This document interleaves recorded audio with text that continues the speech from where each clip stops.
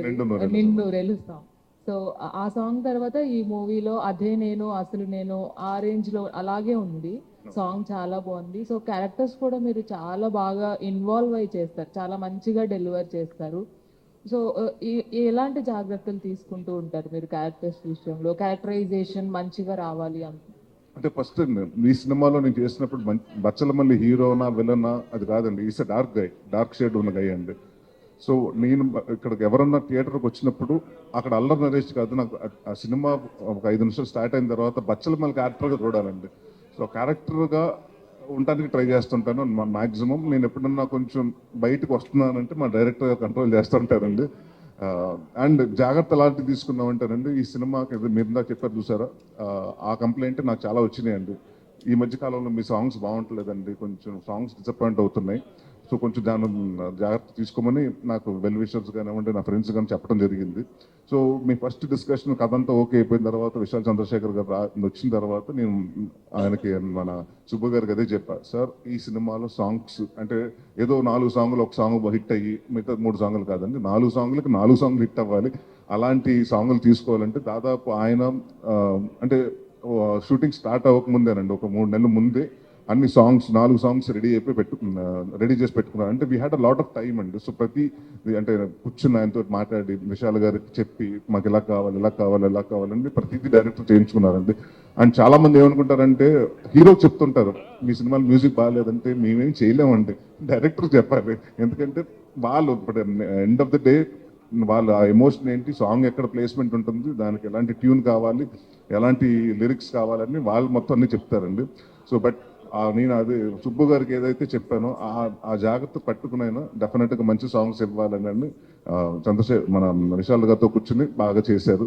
So అలాంటి విషయంలో జాగ్రత్త పడ్డామండి. ఇంకా బాడీ లాంగ్వేజెస్లో కానివ్వండి, ఎందుకంటే ఈ సినిమాలో ఆయన ఫస్ట్ నాకు చెప్పింది ఏంటంటే ఉగ్రం సినిమాలో చాలా స్ట్రిక్ట్గా ఉన్నారండి. అంటే అది పోలీస్ క్యారెక్టర్ కాబట్టి స్ట్రిక్ట్గా ఉండారండి. Body language of police has to be that వే.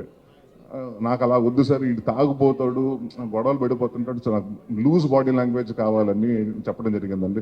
ఎప్పుడన్నా మళ్ళీ నాకు ఆ స్టిఫ్నెస్ వస్తుంటే మళ్ళీ సార్ లూజ్ చేయండి లూజ్ చేయండి లూజ్ చేయండి అంటూ ఉండేవారు. సో అలాగ మొత్తం ప్రతిదీ ఆయన మైండ్లో పెట్టుకుని నా ఒక్క క్యారెక్టరే కదండి, ఇప్పుడు అమృత గారు కానివ్వండి అందరిది క్యారెక్టర్ని ఆయన యాక్ట్ చేసి ఎంత మీటర్లో ఉండాలి ఏ మీటర్లో, అంటే ఆయన డైలాగ్ ఉంది మూర్ఖత్వం బార్డర్ దాటేస్తుంది అని, అలాగా ఆయన బార్డర్ దాటకుండా మమ్మల్ని యాక్ట్ చేయించాడు. ఓకే, అమృత. సో నాకు అవసరం లేదు, క్యారెక్టర్కి 100కి 200% ఇస్తారు ఆయన. సో ఆయనతో మ్యాచ్ అయ్యేటట్లు మీరు ఎలా చేయగలిగారు? సో ఏమైనా కష్టం అనిపించిందా మీ ఇద్దరి మధ్యన? అంటే సీన్స్ గురించి కాస్త యా యా ఖచ్చితంగా, ఎందుకంటే such senior artist actor also. నాకు నాకు ఎక్కడైనా నాకు ఫస్ట్ 2 days నాకు ఎప్పుడు కొంచెం కష్టంగానే ఉంటుంది. ఆయన ఇచ్చిన కంఫర్ట్ లెవెల్ కానీ అండ్ డైరెక్టర్ గారు ఇచ్చిన ఇన్పుట్స్ అండ్ వాట్ ఎవర్ క్యారెక్టర్కి ఎంత ఎమోషన్ మనం ఎంత ఎప్పుడు ఎలా చెప్తారన్నది ఉంటుంది కదా. That I think you really feel it and you actually relate. And చాలా అంటే అండ్ మాకేంటి ఈజీ అంటే ఆయన కొంచెం యాక్ట్ చేసి చూపిస్తారు, అది మాకు ఈజీ అయింది. బట్ అదర్వైజ్ ఐ థింక్ నేను ఒకసారి ఆయనతో ఒక రిహర్సల్ చేస్తే నేను అక్కడ ఒక 1 take అంటే టేక్ చేయగలుగుతాను, లేకపోతే కొంచెం కష్టమే. డైరెక్టర్ విన్నాం, డెఫినెట్గా నెక్స్ట్ ఇయర్ కలిసి చేస్తాం సార్, సమ్మర్లో షూటింగ్ స్టార్ట్ చేస్తాం. నరేష్ గారు సార్ ఒక క్యారెక్టర్లోకి వెళ్ళడం ఎంత కష్టమో అందులోంచి రావడం కూడా అంత కష్టం. ఈ బచ్చలమల్లి క్యారెక్టర్లోకి వెళ్ళడానికి ఎక్కువ ఇబ్బంది పడ్డారా, అందులోంచి బయటకు రావడానికి ఎక్కువ ఇబ్బంది పడ్డారు? అంటే అడ్వాంటేజ్ ఏంటంటేనంటే బచ్చలమల్లి అన్న క్యారెక్టర్ ఒక రియల్ లైఫ్ క్యారెక్టర్ అండి. సో ఆయన చూసి ఇన్స్పైర్ అయ్యి మా డైరెక్టర్ గారు ఈ కథ రాసుకుంటూ మొదలుపెట్టారు. అంటే ఆయన లైఫ్లో జరిగిన ఇన్సిడెంట్స్ని ఇన్స్పిరేషన్గా తీసుకుని రాయటం జరిగింది. సో ఆయనకి బిహేవియర్ తెలుసు, బాడీ లాంగ్వేజ్ ఎలా ఉంటుంది, బచ్చలపల్లి ఎలా బిహేవ్ చేస్తాడు, కోపం వస్తే ఎలా ఉంటుంది, మూర్ఖత్వం వస్తే ఎలా ఉంటుంది అనేది క్లియర్గా చేసి, ప్లస్ ఆయన నాకు తెలిసి యాక్టర్ వచ్చినట్టు డైరెక్టర్ అయిపోయాడు. ఆయన యాక్ట్ చేసి చూపిస్తారు, చాలా బాగా చూపిస్తారండి. సో వాట్ ఎవర్ ఆయన మా మూడ్లో చేసి ఇలా కావాలంటే బాడీ లాంగ్వేజ్ ఇలా కావాలని ఫస్ట్ మేము ఒక 2-3 రోజులు పట్టిందండి ఆ క్యారెక్టర్లోకి వెళ్ళటానికి టైం పట్టిందండి. బట్ దాని తర్వాత నుంచి ఇంకా ఇట్ వాస్ వెరీ ఈజీ అండి. అండ్ డెఫినెట్గా ఇప్పుడు గమ్యంలో గాలి సీన్ అన్నది క్యారెక్టర్ ఇవాళకి ఎలా గుర్తుండిపోతుంది, బచ్చలమల్లి ఉన్నవాడు కూడా నెక్స్ట్ 10-15 సంవత్సరాలు అలా గుర్తుండిపోతాడండి. సో అలాంటి మంచి క్యారెక్టర్ ఇచ్చినందుకు థ్యాంక్ యూ సుబ్బు గారు. సుడిగాడు 2 ఎప్పుడు ఉండొచ్చండి? అప్డేట్ ఏమైనా చెప్పగలరు? కథ జరుగుతుంది సార్, ఎందుకంటే మేము సుడిగాడు 1 చేసినప్పుడు కూడా 16 నెలలు పట్టింది ఆ స్క్రిప్ట్ రాయటానికండి. సో ఇప్పుడు అంతా కొంచెం పాన్ ఇండియా సినిమాల మీద చేద్దాం స్పూఫ్లని సుడిగాడు 2, అండ్ ఐ థింక్ 2026కి we're thinking to release the film అండి. ఆల్ ది బెస్ట్ అన్న. థ్యాంక్ యూ అండి. నరేష్ గారు, చెప్పండి సార్.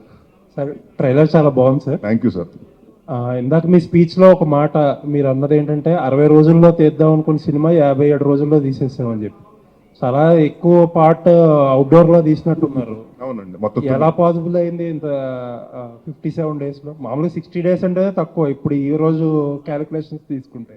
అంటే అదేనండి, ఇట్స్ ప్లానింగ్ అండి. కరెక్ట్గా మార్నింగ్ 7-7:30 స్టార్ట్ అయిపోయిందండి. అండ్ ఎక్కువ మనకి ఎక్కడ టైం పడుతుంది అంటే యాక్షన్ ఎపిసోడ్లో టైం పడుతుందండి. సో ముందే మాస్టరు డైరెక్టర్ గారు కూర్చునండి, ప్లస్ నైట్ ఎఫెక్ట్, జాతర, ఫైట్, అది యాక్చువల్ 6 days ప్లాన్ చేసామండి. సో దాన్ని అంటే ఖర్చు కూడా ఎక్కువ అవుతుంది.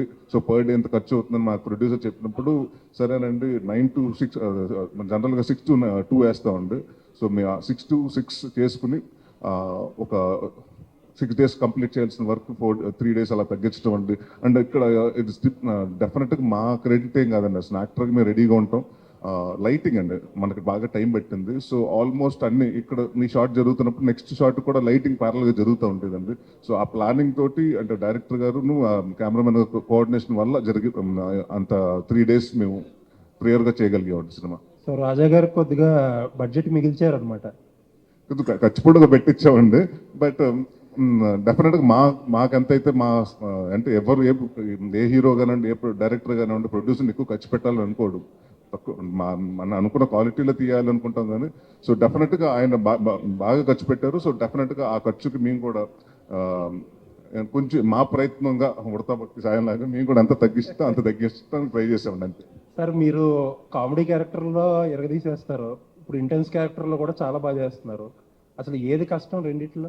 కామెడీ చేయటమే కష్టం అండి. కామెడీ ఎందుకంటే నవ్వించడం చాలా ఈజీ అండి. ఎవరైనా మనిషిని అంటే అంటే మనం ఇన్ పర్సనల్ లైఫ్లో కూడా ఒక మనిషిని నవ్వించడం చాలా ఈజీ అండి. ఏడిపించాలంటే చాలా ఈజీ. అంటే మనం ఏదైనా వాళ్ళని హర్ట్ చేసి మాట అంటే ఏడ్ చేస్తారు, కానీ నవ్వించడం చాలా కష్టం.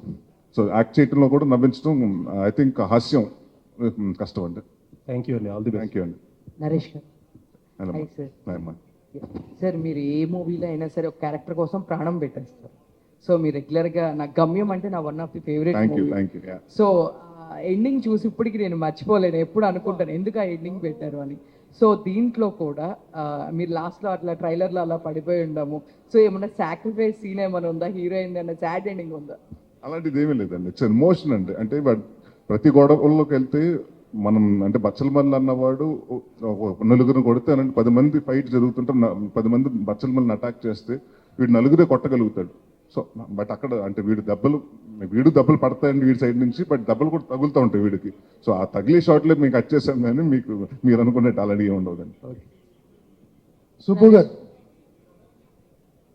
సార్ చెప్పండి. Subbu garu, sir trial route teaser చాలా బాగుంది. తర్వాత మడత మంచాలు వేసుకుని ప్రెస్ మీట్ పెట్టారు, కొంచెం ఇన్నోవేటివ్గా చేస్తారనుకున్నాం. ఇది అదొకటి.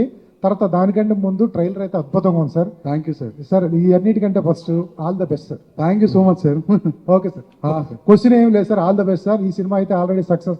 నరేష్ గారు అన్నట్టు ఆయనకి మంచి హిట్ పడాలి. All the best. Thank you so much sir. Naresh గారు, ట్రైలర్ థ్యాంక్ యూ. రియల్ లొకేషన్స్లో షూట్ ఎక్కువ జరిగింది కదా, తుని ప్రాంతంలో, సరిసరి ప్రాంతాల్లో. సో అక్కడ ఒరిజినల్ క్యారెక్టర్ కూడా ఉంది, ఇలాంటి క్యారెక్టర్. సో ఆయన్ని కలిసారు ఎప్పుడన్నా ఇంతకుముందు? అలాంటి వాళ్ళని ఎవరైనా కొంతమంది కలిసి ఏం తీసుకున్నారు? అంటే బచ్చలమల్లి అన్నవాడు అంటే డెఫినెట్గా చాలా మంది నాకు తెలిసి మన అంటే ప్రపంచవ్యాప్తంగా, నేను అనేది కాదండి మన ఇండియానే కాదు, ప్రపంచవ్యాప్తంగా ఆల్కహాల్ అన్న వాళ్ళ మీద చాలా మంది ఇబ్బంది, అంటే ఫ్యామిలీస్ చాలా డిస్టర్బ్ అవుతుంది. ఒక మనిషి ఒక మగాడు ఎక్కువ మంది తాగేస్తే ఆ ఫ్యామిలీని సరిగ్గా పట్టించుకోవాలి, ఇలాంటి ప్రతి చోట ఉంటుందండి. సో ప్రతి ఒక్కరు రిలేట్ అవుతూ ఉంటారు ఈ క్యారెక్టర్కి. దాంట్లో ఇది కొంచెం బార్డర్ దాటేస్తున్నాడు. అండ్ ఇది బేస్డ్ ఆన్ చెప్పాను కదండి, ఇన్స్పైర్డ్ బై ట్రూ పర్సన్ అని. సో ఆ బచ్చలమల్లి అన్నాన్ని కలిశాను నేను. ఫస్ట్ షెడ్యూల్కి వచ్చినప్పుడు 3 days అయిందని షూటింగ్కి. ఎవరో చెప్పారు నాకు తర్వాత వచ్చి, బచ్చలమల్లి ఇందాక వచ్చాడు, ఆయన మీద బేస్ చేసాం కదా అని. చూద్దాం అనుకున్నాను. ఆయన వెళ్ళిపోయాడు అప్పటికి. దాని తర్వాత ఒకరోజు డైరెక్టర్ గారిని అడిగి రమ్మన్నా, అంటే మనకు ఒక మైండ్లో ఉంటుంది కదండి, అంటే నన్ను ఊహించుకున్నారంటే అతను అంత టాల్గా ఉంటాడు, అంత అంత ఇదిగా ఉంటాడని. ఈజ్ వెరీ అంటే నార్మల్ హైట్ అండి, very average height and very lean looking person, but attitude మాత్రం అలాగే ఉంటుందండి. ఏంటి నాదే సినిమా నన్ను ఆపుతావేంటి, నేను ఇస్తేనే పర్మిషన్ ఈ సినిమాకి నా టైటిల్ పెట్టుకున్నారు మీరు అని గొడవలు పడిపోయాడు సెక్యూరిటీతో. సో చూడటానికి చాలా ఇంట్రెస్టింగ్గా ఉన్నాడు, బట్ మనిషి కంప్రెస్ అంటే ఎన్ని తగ్గినా కూడా, ఆవేశాలు అన్ని తగ్గినా కూడా, బట్ ఆ లోపల బచ్చల మళ్ళీ ఆస్టిస్గా ఉందండి. So it was like he is now happy. ఇప్పుడు మారిపోయాడు, ఆయనకి 2 పిల్లలు, very happy now. Okay sir. Subbu garu sir. Hi sir. అంటే అలా ఉంటుంది కదండి పర్సే ఆఫ్ కామెడీ. ఇక్కడ నవ్వించాలి, ఇక్కడ ఫైట్ అయిపోయింది, ఇక్కడ కొంచెం లైటర్ వేసి సీన్ అయ్యాలి, కొంచెం ఆడియన్స్ లైటర్ అవ్వాలి, ఇక్కడ నవ్వించాలన్న ఆ ఉద్దేశం కాదండి. కథలో ఎంత పాసిబిలిటీ ఉంటుందో దాంట్లో ఉంటుందండి కామెడీ. దానికోసం అంటే మేము కామెడీని తీసుకొచ్చి అనుకోలేదు సార్. ఇంకోటి, సో బేసిక్గా ఆడియన్స్ కానీ లేకపోతే యాక్టర్స్ కానీ కొన్ని సినిమాలు చూసిన తర్వాత, కొన్ని సిచ్యువేషన్స్ తర్వాత వాళ్ళ మైండ్ సెట్ మారుతూ ఉంటుంది. సో అలాగా అల్లరి నరేష్ గారికి ఎప్పటి నుంచి కథల విషయంలో మీ మైండ్ సెట్ మారింది అనుకోవచ్చు? అంటే ఎలాంటి సిచ్యువేషన్ నుంచి, లేకపోతే ఏదైనా సినిమాలు చూసిన తర్వాత ఏమైనా మారింది అనుకోవచ్చా మీ కథల విషయంలో? మహర్షి తర్వాత అండి. మహర్షి తర్వాత ఒక 6 months నేను వాంటెడ్గా బ్రేక్ తీసుకుని, ఎందుకంటే వరుసగా కామెడీ సినిమాలు చేస్తున్నాను, అన్ని వరుసగా కామెడీ, అంటే నాది ఏదైతే నా స్ట్రాంగ్ ఇదన్నారో అది అక్కడే నేను ఫెయిల్ అవుతున్నాను. సో దెన్ ఐ థాట్ ఎక్కడో నేనే మొనాటిని అవుతున్నాను, దాదాపు 50 సినిమాలు ఒకటే పందాలు చేసుకుంటున్నాను. So I have to come out of the box, I have to come out of that, ఏదో కొత్తగా చేయాలి అని ఐ టుక్ టైం అండి. అప్పుడే లక్కీగా నాంది అన్న కథ రావడం జరిగింది. నాంది చేసినప్పుడు కూడా భయం ఉంది, ఎందుకంటే అప్పటి వరకు మనం కామెడీ చేసాం. ఇప్పుడు సడన్గా సీరియస్ సినిమా చేస్తే ఆడియన్స్ ఒకేసారి ఎంత షిఫ్ట్ ఎక్స్పెక్ట్ చేస్తారా, అంటే యాక్సెప్ట్ చేస్తారని చూడటానికి అని. ప్లస్ పైగా అప్పుడే కరెక్ట్ కోవిడ్ టైం అంటే 50% ఆక్యుపెన్సీలోనే రిలీజ్ చేయాలి.